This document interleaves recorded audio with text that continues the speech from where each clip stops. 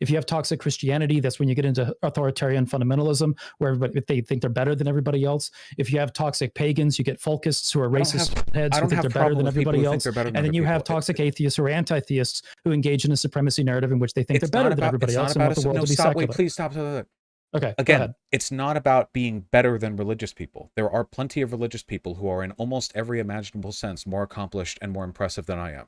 It is about religion, the openness to spiritualism, being a fundamentally destructive thought process that erodes the ability to make... The same argument applies to politics, man. No, because if you're open to political narratives, then you're open to toxic political narratives. It's not about whether or not it's... Okay, again... It's not just, about... Wait, please. The toxic masculinity thing is such a better example because... It's not about toxic religion versus non-toxic. I am attacking all of it.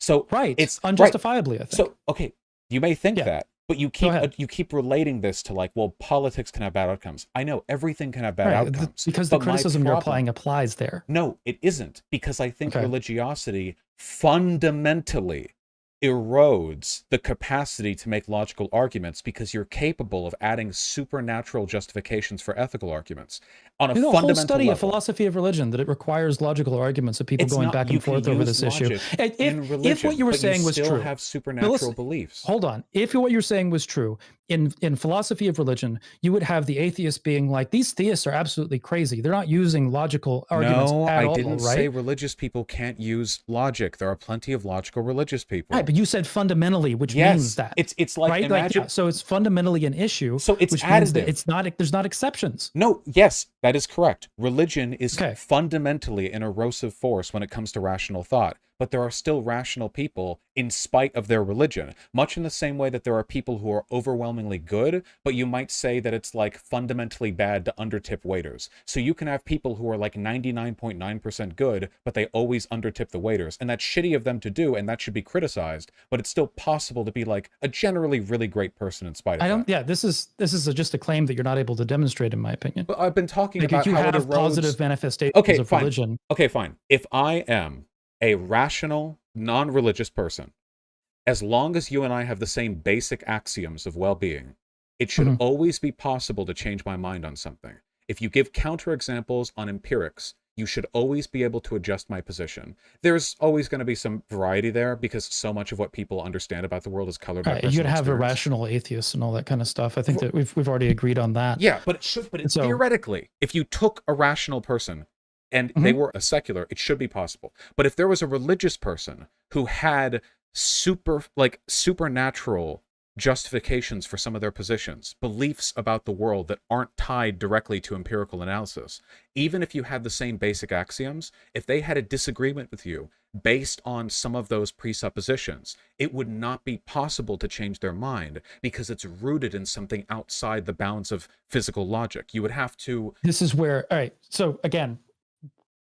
This is where I was talking about ethical constraints on religion that we've seen manifest in history a few times, going back to Plutarch and Theophrastus, where Plutarch is criticizing the superstitiousness of human sacrifice and as a harmful practice and the effects of that. And then Theophrastus is talking about superstition as it relates to the harm to your personal life. Out of curiosity, could you convince such a person that they were wrong in what they were doing? If you can demonstrate it to them, I think that it can be difficult, but I think it's difficult to convince people that they're wrong on things that they're wrong about generally. Ever tried convincing a religious person that they're following their religious doctrine too closely? That you think it's easy to convince them? That's something that comes up. I've managed a community full of religious people. We have conversations around that all the time with respect to because there's mythic literalism is something that is criticized within my community. That's basically within Christianity that would manifest as creationism. I think that when you're taking religious documents to a absolute literal standpoint, you're going to get ridiculous results, like thinking that plants predate the sun, which can be empirically shown as not true. Wait, why would a person who believes in a god care about empirics? Why would the faulty tools of man stand up to the word of God printed on the Bible? Yeah, this is where you get into fundamentalism, which is something What's wrong with fundamentalism? Okay, let's try this from a different perspective. I'm now Christian. Or no, I'm actually a pagan. Okay, and I hold a variety of beliefs, and I want you to Cool. explain to me how they're morally wrong. Okay? Okay. Okay. So I dedicate 80% of all my earnings to a tithe to the local church because I believe that if I don't do so, I'll be struck down by lightning in my sleep. You mean a tithe? Tithe, thank you. Yeah. Okay. So like getting 80% of your earnings is something that is well beyond means. And like that's not, unless you're making a shitload of money, you're not going to be able to live very well off of that. So And I'll that's what we're going die. to be talking about Theophrastus. Right. That's you are bringing harm to your own life in your religious practice. Eh, And that's something that is not going to be helpful or productive to you. It does, and it's the gods, so I'll die. Right. And there's a point of like, if somebody is just dead convinced that they're going to be engaging in self-harm, there's only so much logical reasoning that you can give to somebody to that, if they're religious It's or not. God. Like if somebody is just like, if somebody's talking about self-harm from any number of perspectives, honestly, and they're dead convinced that they're going to be doing it, it's difficult to convince them out of it. How can you convince a person that self-harm is wrong if that self-harm But I gave you a logical argument about it, and you just said so, right? If whatever logical ethical argument that I give to anybody, if their response is so and their ethics just disagree with you, this is something that is well outside the bounds of a religious conversation. Wait, no, it's not. It's God. Yeah, the point of gods is that they're above us. You know, personally, I think I'm being serious for a moment, incredibly funny when pagans come on my stream and they talk about gods, though they're buddy-buddy. They're above you. That's the point. If you die for them, that's fine. They are literally the mesh that holds the world together for you guys. The idea that you can apply some kind of like abstemious ethical argument where like, oh no, we would never do a human sacrifice. It's only the mesh of the universe. I'm going to agree with you, but also disagree with you here, because with the majority of polytheist traditions that I'm familiar with, yes, the gods are above us. This buddy thing, I would agree with you, winds up being like a different kind of toxic, and I think that winds up being like an overcorrection of former Christians. But how is that at the toxic? same time, say what? How is that toxic? If you believe it, you believe it. We're not the buddy thing. The hierarchical them being above us, self-harm for them thing. Like, how is that harmful at all? It's just as because you just talked about self-harm and then asked how it was harmful. It's harmful because it's self-harm. No, that applies to my logic because I don't think there's anything above me. You believe in gods. If self-harm is being done for a god, what's wrong with that? Because it's harmful. It's gods. You can have ethical constraints on practice. This is not unreasonable, and this is something we see in history from polytheists, which is what I've been bringing up over and over again. I've seen lacks of those ethical constraints demonstrated by polytheists as well. Absolutely. And just as you're going to find ethical lapses within any ideological system. I agree with that. Right. But so we should criticize the ethical lapses, not necessarily just the ideological system in the first place. What if a person... If I said that if I gave you every example of toxic leftists not being convinced of empirical arguments, right, and then therefore said leftism bad because of these multiple examples of leftists being shitty. Again, it's not about whether the system can be bad. Every system can be bad. My problem is with we're agreeing now on that. I can make a logical argument against a bad outcome in a leftist system. If a person believes that the universe is God and God determines what's right or wrong, there's literally no logical argument against that. It is logically bulletproof. It can't that's be an authoritarian position, and that's what then the universe is authoritarian. You get into criticism of religion, and I think that you should be able to criticize religion. Often what's going to be happening is that you're going to be finding fundamentalism, extremism, or authoritarianism. And if you want to criticize religion and be against the toxic aspects of it, you can criticize them on those bases. And I'd add to that supremacy narratives, which I think show up and these things will show up in multiple ideologies, and that's what makes them into toxic narratives. What's toxic about the supremacy narrative if you believe that the god is above you? They're literally above you. So the supremacy narrative would be the correct one. It'd be logically correct, right?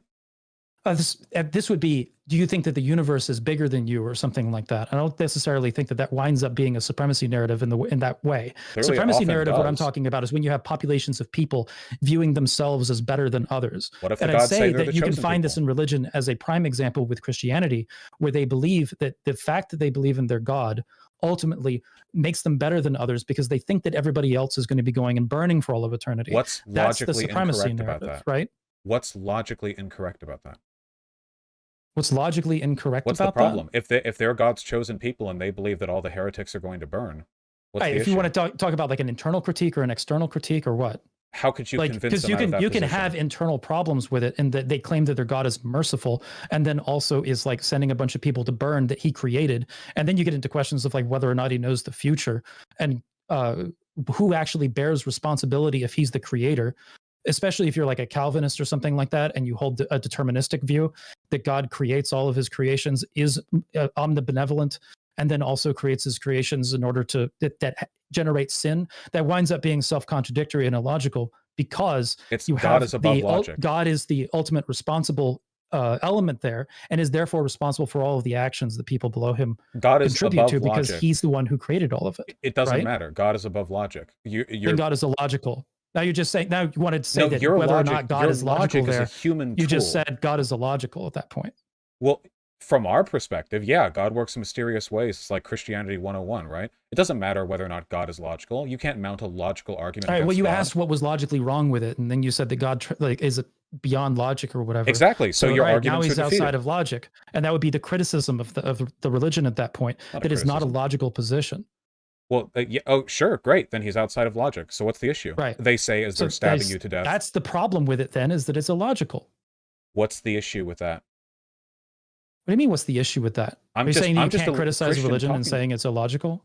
Well, hold on.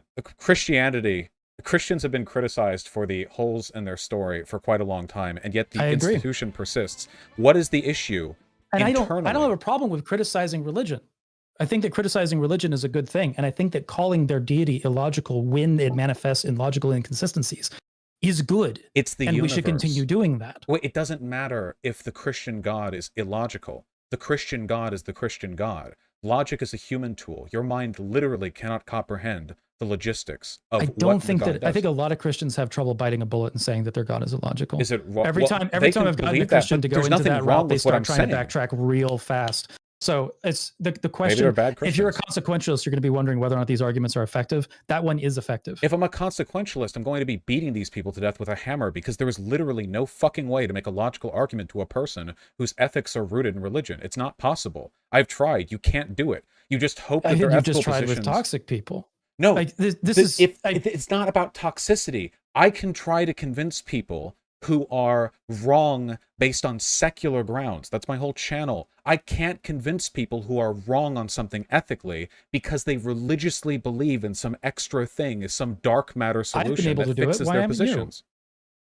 So I think this might just be a problem with the way that you're handling the argument at that point, because I've been able to do this.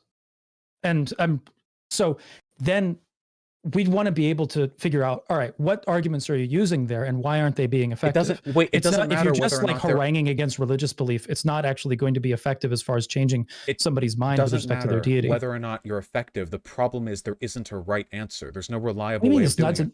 Hold on. If you're a consequentialist and you're saying it doesn't matter whether or not it's effective, what the fuck are you going? How do you disprove a metaphysically rooted material belief?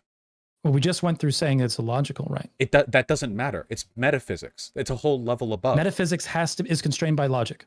No, ask anybody that's engaging in metaphysics. This is going to be constrained by logic. Not if the metaphysical position is they work in mysterious ways. That is a valid metaphysical position. It is one tier above our logic. Okay, so we're probably going to agree that God works in mysterious ways is a boring cop-out as far as the conversation goes. We're not that's judging when somebody a book is saying here. That they've lost the conversation. People die over this. Yeah, that's a problem, right? It's not a problem for them. You don't understand. You at the groundwork here we're entering a non-productive space, and I want to see if we can find a productive space. The groundwork here is not workable. If there is a material belief that is rooted in a metaphysical presupposition that can't be logically argued against, then there's no way to move them off that belief outside of hitting them on the head and hoping their brain reshuffles. Logic is a really good